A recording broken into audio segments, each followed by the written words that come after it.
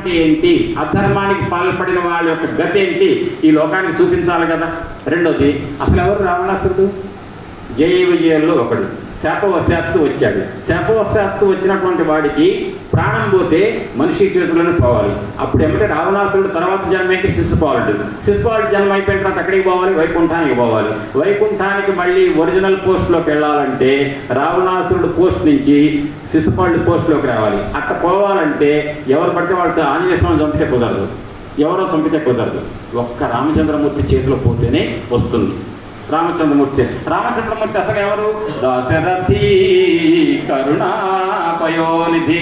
అమ్మా రామయ్య తిడితే కూడా నన్నేగా తిట్టారు అనుకుంటాడట. ఏం చేసినా విండట. ఆయన భార్యను తెచ్చి దగ్గర పెడితే అప్పుడు కానీ రామచంద్రమూర్తి కోపం వస్తుందట. అప్పటికి రాలా కోపం.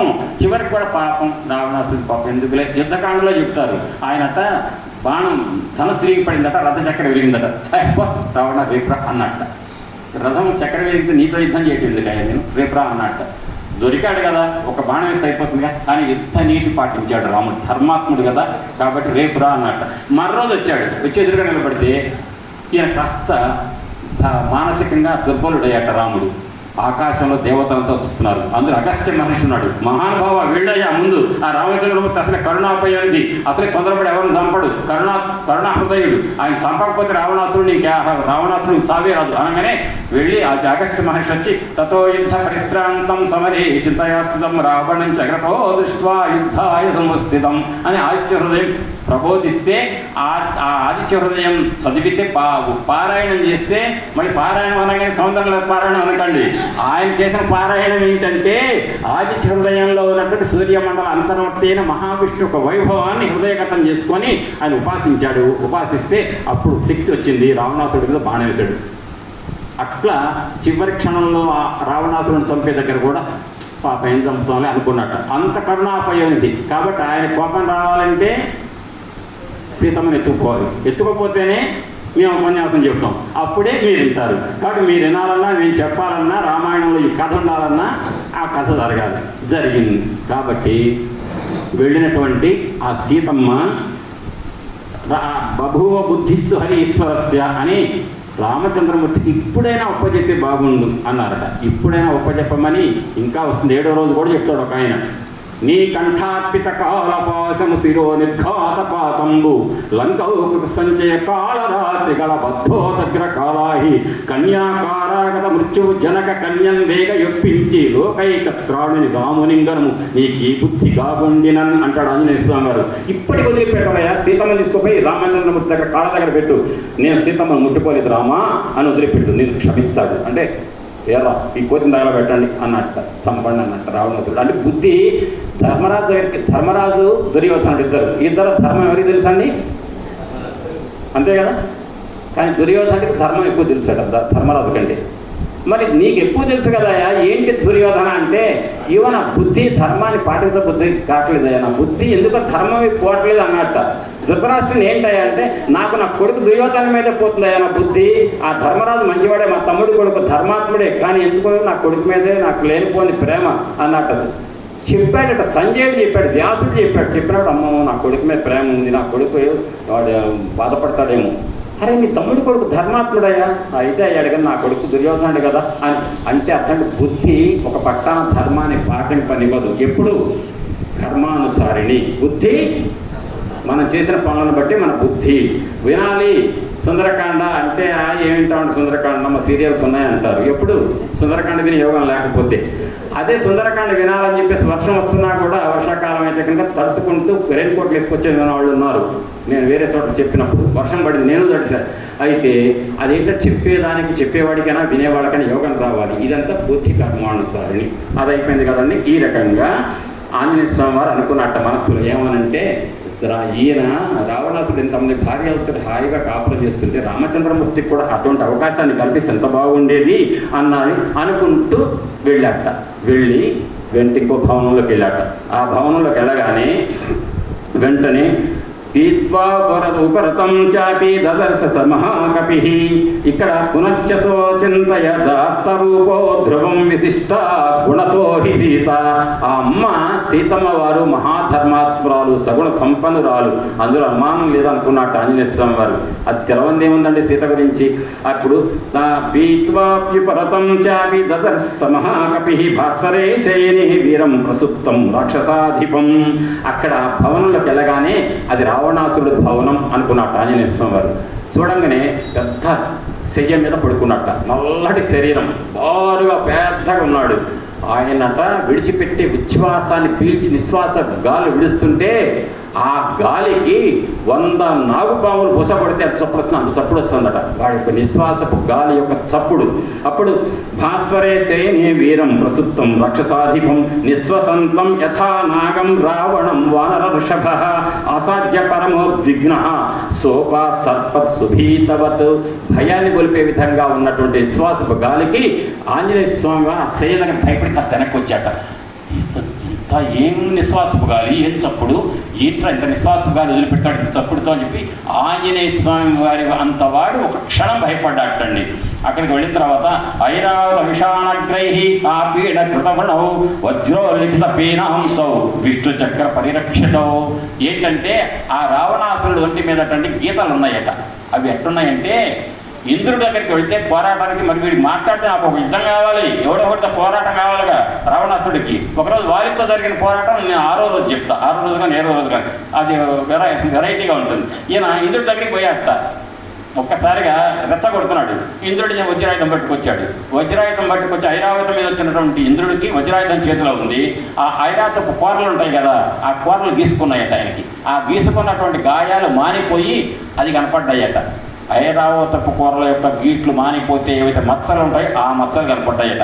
అంతేకాదు విష్ణు చక్రం వదిలిపెట్టాట ఏ సందర్భంలో జరిగిందో ఆ విష్ణు చక్రపు యొక్క గీతల మానిపోయిన గాయాలు కనిపించినాయట, మచ్చలు కనిపించినాయి. అవి పీనౌ సమసుజాత సంసౌ సంగతౌ బల సంయుతౌ సులక్షణ ఖాంగుష్ఠౌ స్వంగిళీతలక్షితౌ.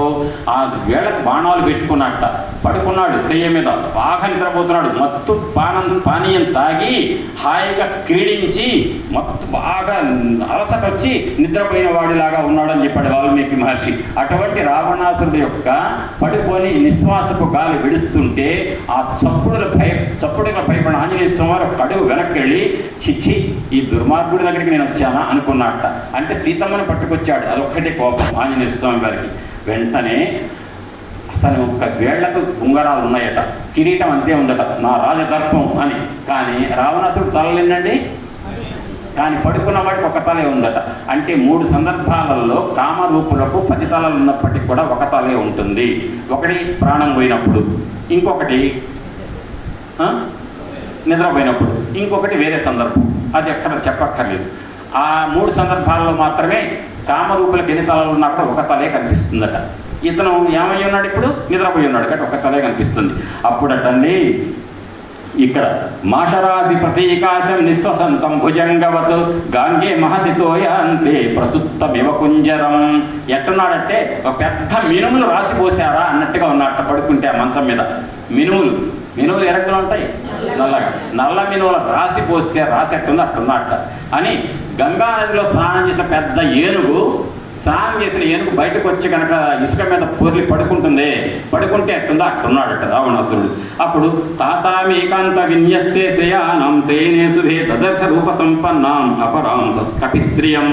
ఆ శయన దగ్గర ప్రక్కనే రావణాసురుడు శయ్యకు ప్రక్కనే ఒక మంచి అందమైన శయ్య ఉందట, పడక.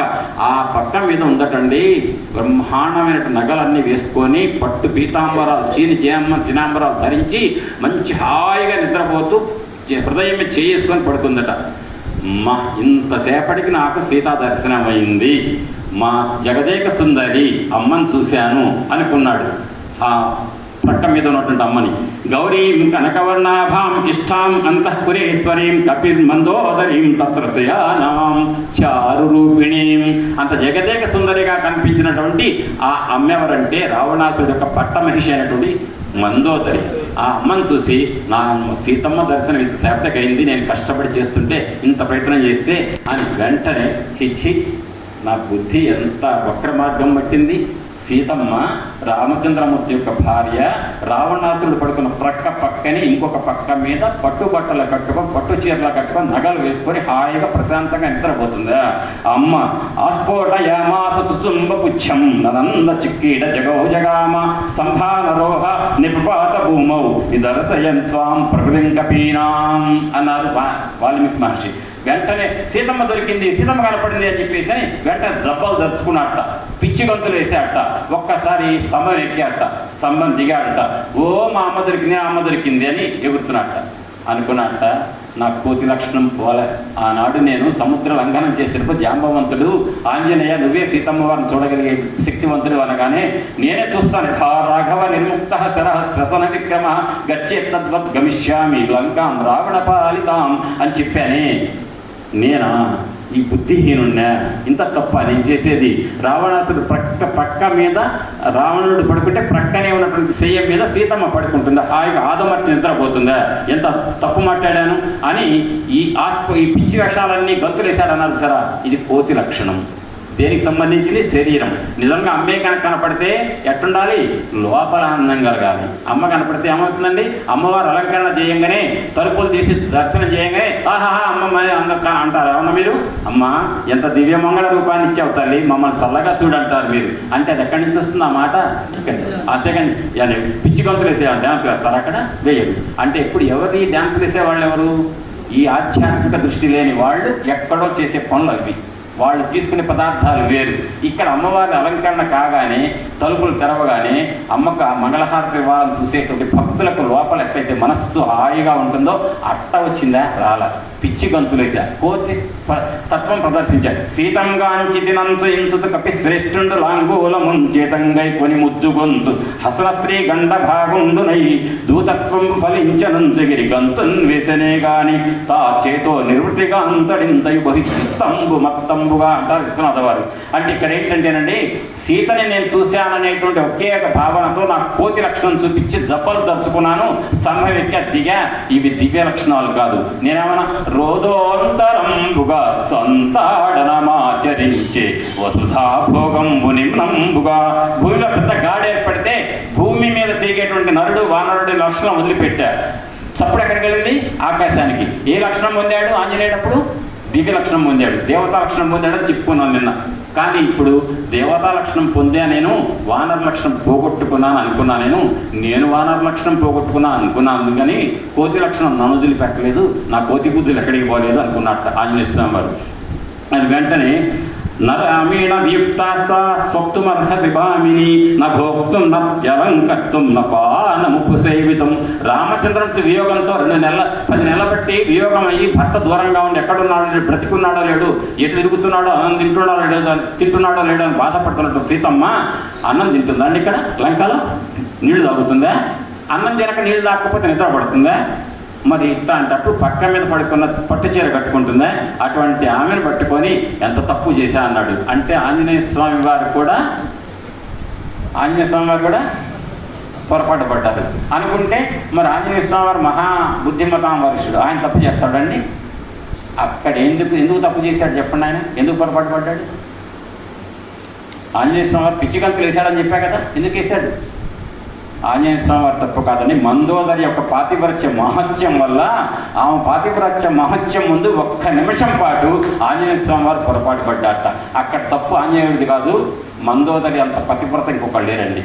రావణాసురుడు చంపగానే రావణాసురుడిని రామచంద్రమూర్తి ఒక క్షణం భయపడి వెనక్కి అడిగేసేటండి.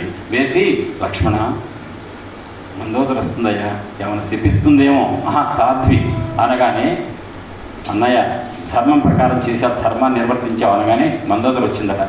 తండ్రి, నా భర్తకి ఎన్నో చెప్పాను, రామచంద్రమూర్తితో పెట్టుకోవద్దని చెప్పారు. సీతని తీసుకుపోయి రామచంద్రమూర్తి పాదాల దగ్గర పెట్టమన్నా, నా మాట వినిపించుకోవాలి.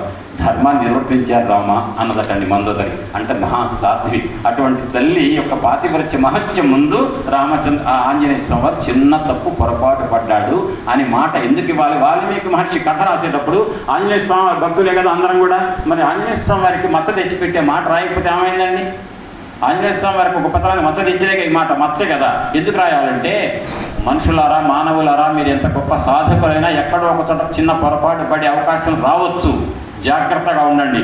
తప్పు చేస్తే వెంటనే చేస్తున్నా అని చెప్పి ఆలోచించుకోండి, మీ ఆత్మవిమర్శ చేసుకోండి అన్నారు. అంటే చెప్పండి, ఇక్కడ ఏం గుర్తు రావాలి మీకు? మీరు బయట లోపాలు ఇట్లా చూపిస్తే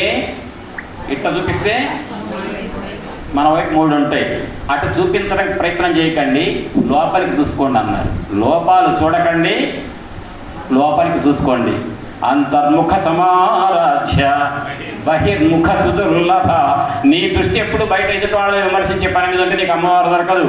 అంతర్ముఖం అవ్వు, నీలో తప్పు ఏమో చేసుకుంటున్నావు, ఆత్మవిమర్శ చేసుకో, అప్పుడు నీకు అమ్మవారు దొరుకుతుంది అని అర్థం అన్నమాట. ఇక్కడ దానికోసమని ఆంజనేయ స్వామి వారి పాత్రకి ఇక్కడ పెట్టారు. అది ఈ రకంగా.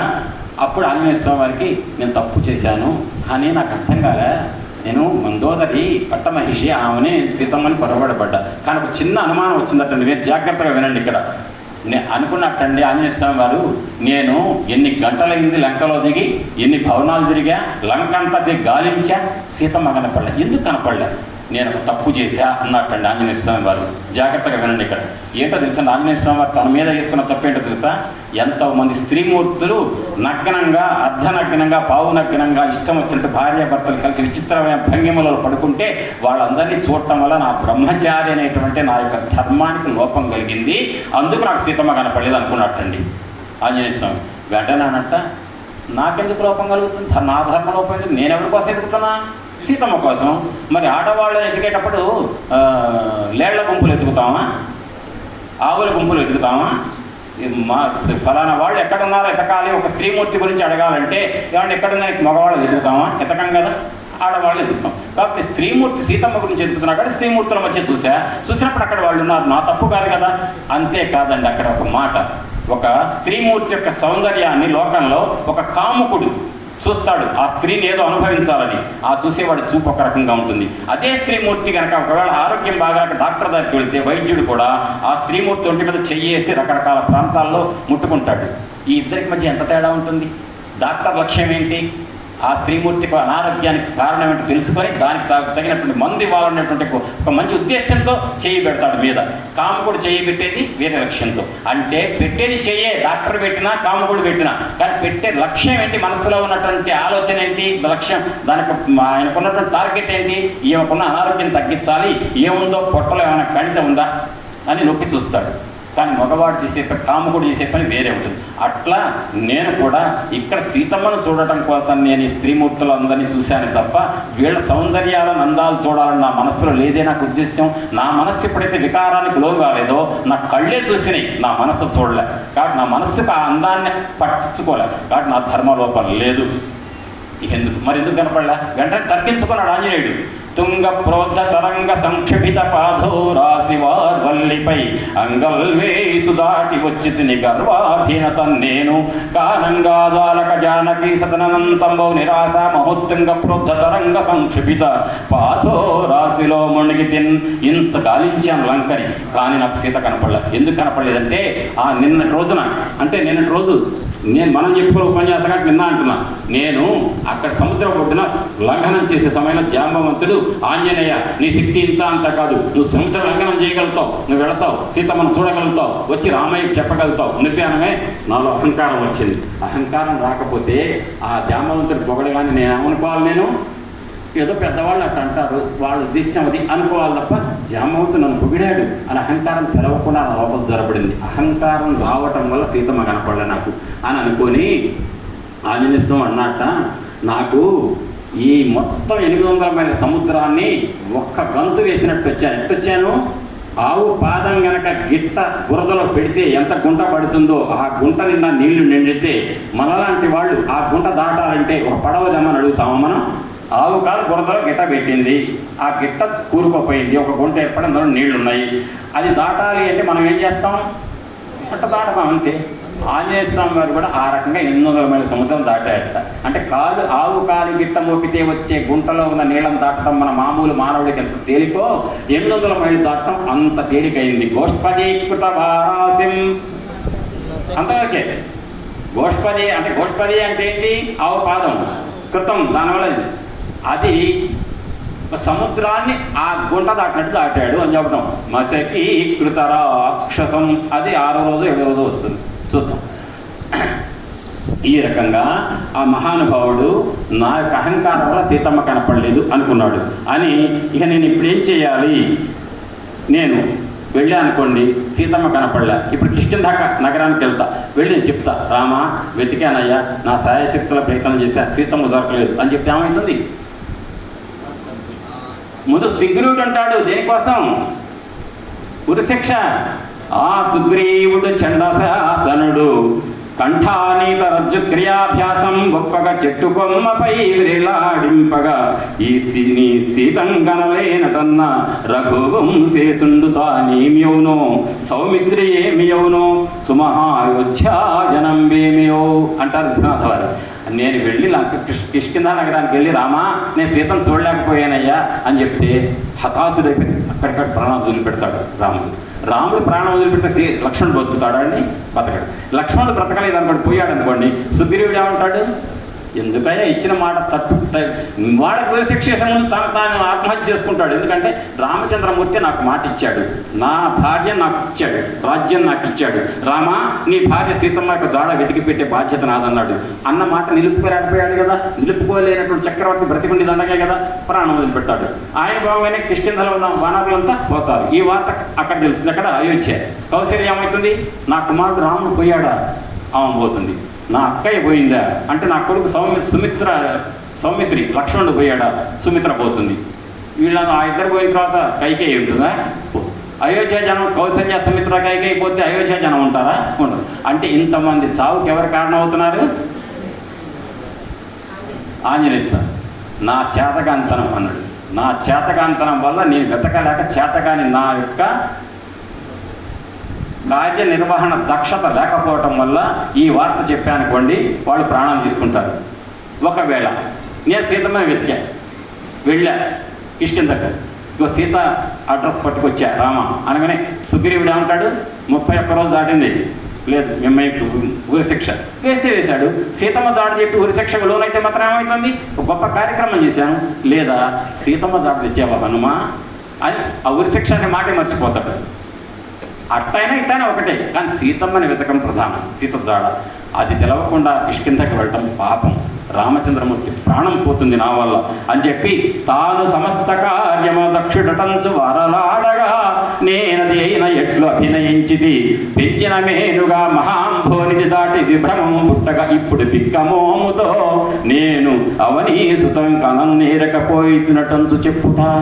ఆనాడేమో సముద్రాన్ని దాటేటప్పుడు ఒళ్ళు పెంచా నేను రాఘవ నిర్ముక్త, నేనే ఎట్లా ఆన ఇష్యామి వా లంకాం అన్నాడు. సముత్పాక్ష సరావణాం, రావణాసురుణ్ణి ఆ లంకతో సహా మట్టి పేల తెచ్చినట్టు చేస్తా. సర్వథా కృతకార్యోహం ఏష్యామి సహసీతయ, నేను కార్యక్రమాన్ని 100% నిర్వహించుకొని వస్తా. నేనెవరిని?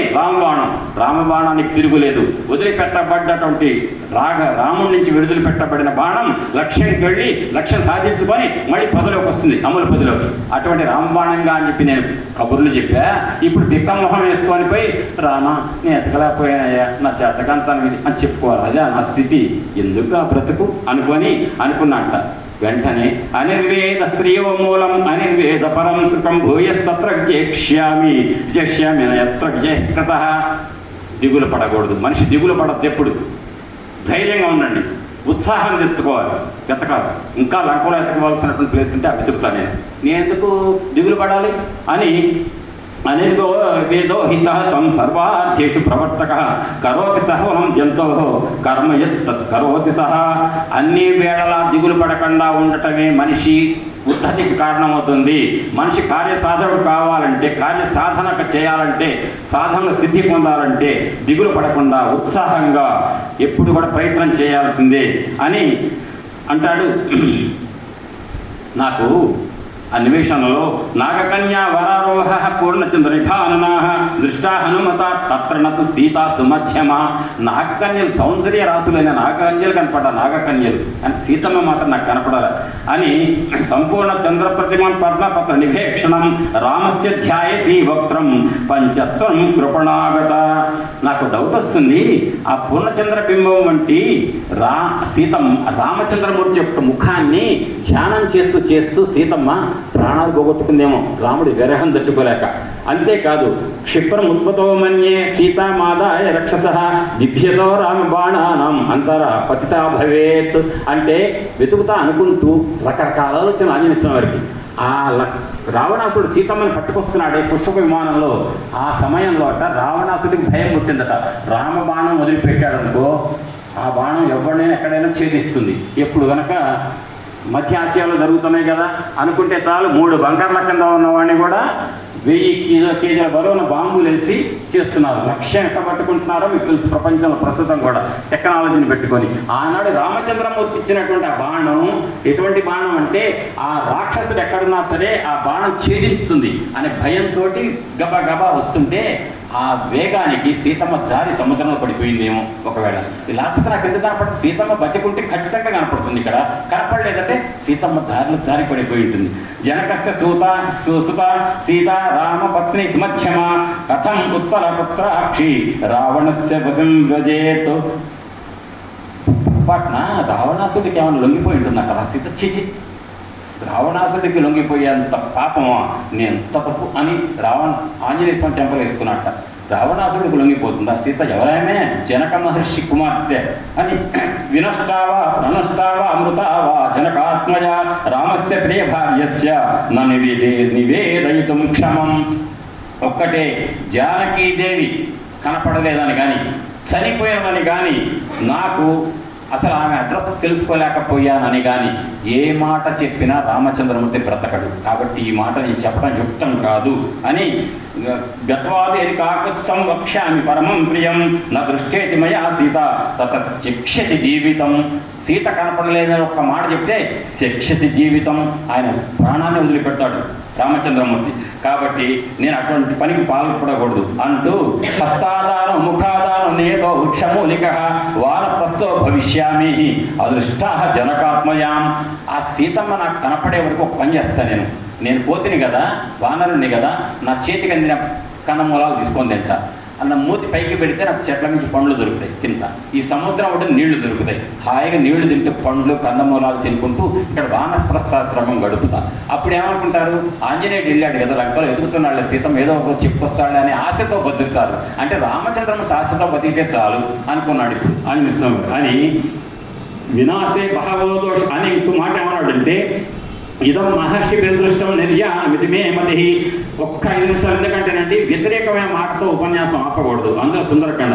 ఇదం మహర్షి విదృష్టం నిర్యామితి మే మతి సమ్యగా ప్రవేక్ష్యామి నచేత్ పశ్యామి జానకి.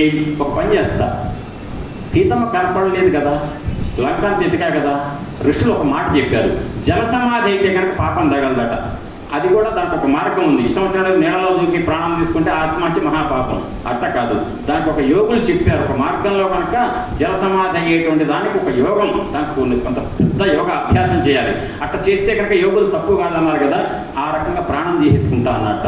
అని ఇంకొక మాట ఏమన్నాడు, నేను నిప్పు రాజేసుకొని అగ్నికి ఆహుతి అవుతా అన్నట్ట. అని వినాశే బహవో దోష జీవన్ భద్రాని పశ్యతి తస్మాత్ ప్రాణాన్ ధరిష్యామి ధ్రువో జీవిత సంగమ. అని సంగమ చిచి, బ్రతికుంటే బలుసాప తినచ్చు, బ్రతికుంటే మంగళాలు ఎప్పుడైనా చూడొచ్చు, చచ్చి సాధించేది లేదు, మా ఆత్మహత్య మహాపాపం అని చెప్పాట ఆంజనేయ స్వామి వారు. ఆ ముందు జల సమాధి అవుతా అన్నాడు, అగ్ని రాజేసుకొని అందులో ప్రాణం వదిలిపెడతా అన్నాడు. ఎందుకు రాజేసుకోవాలి, ప్రాణం ఎందుకు తీసుకోవాలి? బ్రతికుంటే ఇవాళ కాదు రేపు సీతమ్మను చూడవచ్చు. రేపు సీతమ్మను చూసే అవకాశం నాకు దక్కాలంటే నేను ఏమై ఉండాలి, నేను బ్రతికుండాలి. బ్రతుకుతా బ్రతుకుతా బ్రతుకుతా బ్రతకాలి తప్ప మనిషి యొక్క ప్రాణం తీసుకునే అర్హత మనిషికి లేదు.